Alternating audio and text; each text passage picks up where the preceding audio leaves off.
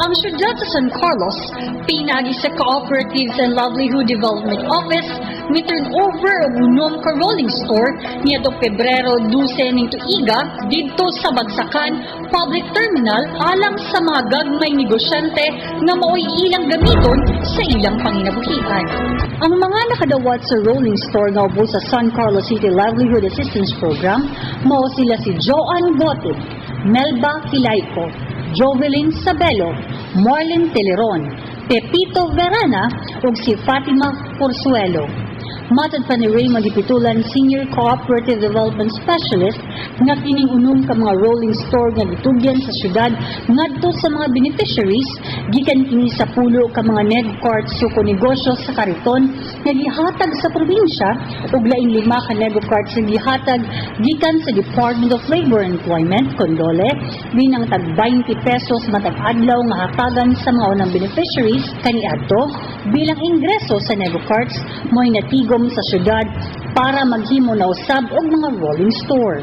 Kani siya mo ni katong bunga sa ato dito gihatag sa ulan gobernador pulo kayo nga gikan sa province no kung sa tuang pagsuporta sa programa kato siya gihatag sa pagkamahalan sa probinsya bilang grant or tuang hatag sa tuang mga beneficiaryo. Pero ako ang ginuwa ng sistema. Kaya siya, naliligtas ang 15 ka buong makatilaw. Itawag ito sa English of replication. Pag-abot na sa mga beneficiaryo, kailangan na siya pagbayaran ng 20 at adlaw. Kaya, hakto, yan, nakatigong taong pundo, nga, ipalit na po nato anang puno.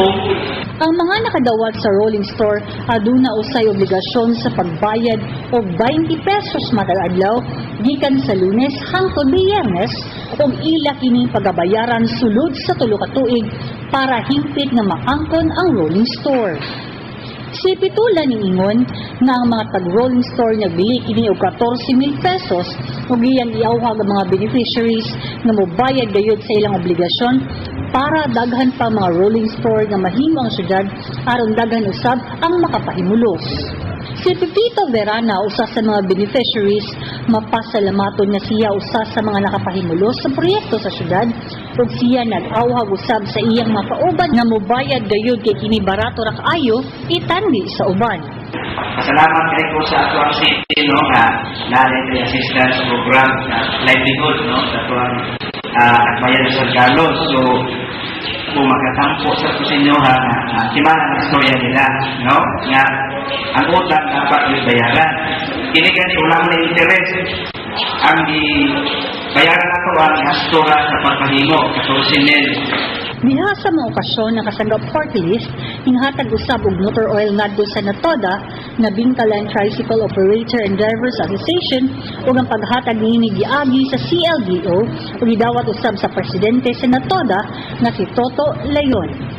Si Toto Layon ning butyag sa Dateline News nga kasanggap party list daghan nang nahatag sa ilang asosasyon sama sa mga ligid ug mga spare parts din gihatag kini sa kasangga nga libre.